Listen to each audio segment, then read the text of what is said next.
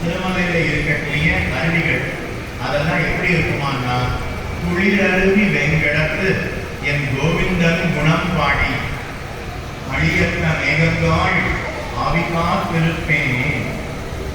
அழியற்ற மேகங்காள், அழியற்ற அப்படின்னா அருளை பொழிகிற மேகங்களே அப்படின்னு சொல்லுகிறார். மேகங்கள் என்ன அருளை பொழிகிறது அப்படின்னா, பகவான் வரேன்னு சொல்லிட்டு போனா அவன் வரல. ஆனா திருமலையில இருக்கக்கூடிய நீங்களாவது வந்தீர்களே. பகவானோட, பகவான் ஒருவன், அவனோட கூட இருக்கக்கூடிய அடியவர்கள் 2 பேர். 2 பேருக்கும் கருணை அப்படிங்கிறது இருக்கு. ஆனா பகவான் கருணையை என் பேர்ல காட்டல. அந்த பகவானுடைய அடியவர்களான மேகங்களே, நீங்களாவது வந்தீர்களே, கருணையே வடிவெடுத்த மேகங்களே.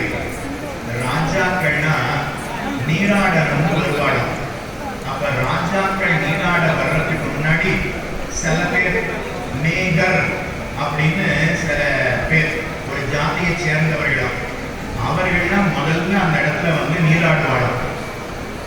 ராஜானா ஏதோ ஒன்று சாப்பிட்டான்னா அவர் சாப்பிட்றதுக்கு முன்னாடி ஒருத்தர் சாப்பிடுவார் தெரியுமா?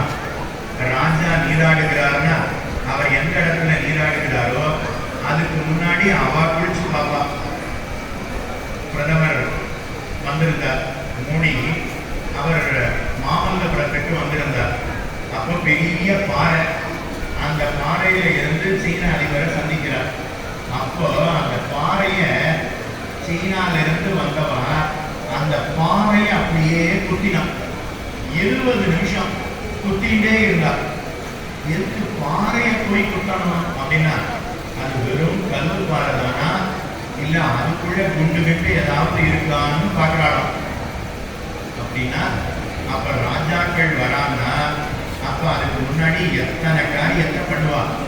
அதே போல ராஜாக்கள் நீராட வரும்போது ராஜா எந்த இடத்துல நீராடுகிறாரோ அந்த இடத்தை சுத்தி மேகர் அப்படின்னு ஒரு ஜாதியை சேர்ந்தவா வந்து நீராடுவாளாம். இப்ப ராஜா யாரு? திருவேங்கடமுடையான்.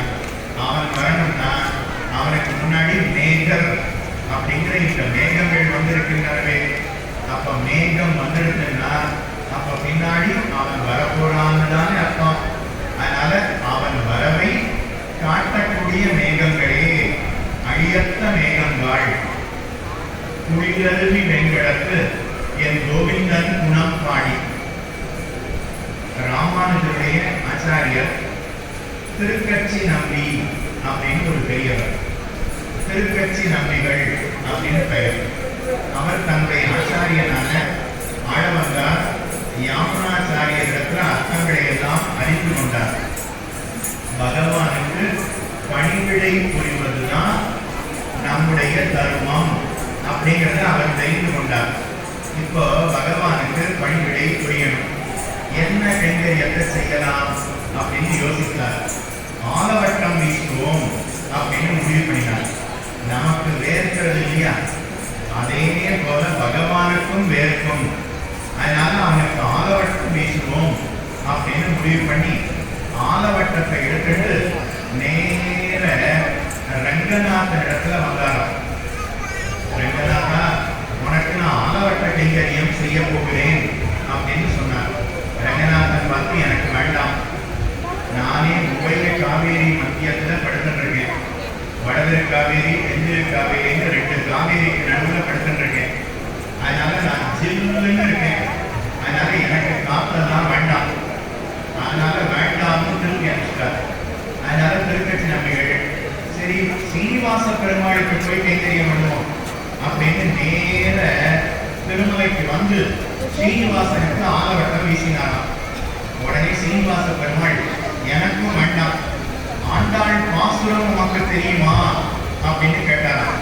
திருக்கட்சி நம்பிகள் பார்த்தா, அப்படி என்ன ஆண்டாள் பாடியிருக்கா அப்படின்னா, குளிரருவி வெங்கடத்து என் கோவிந்தன் அப்படின்னு பாடி இருக்கிறாரே.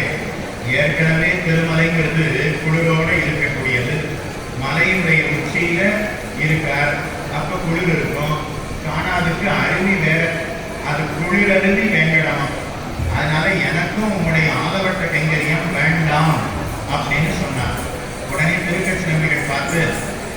ஜெகநாதனுக்கு கைங்கரியம் பண்ணணும்னு போனேன், வேண்டாம்னு திருப்பி அனுப்பிச்சினா.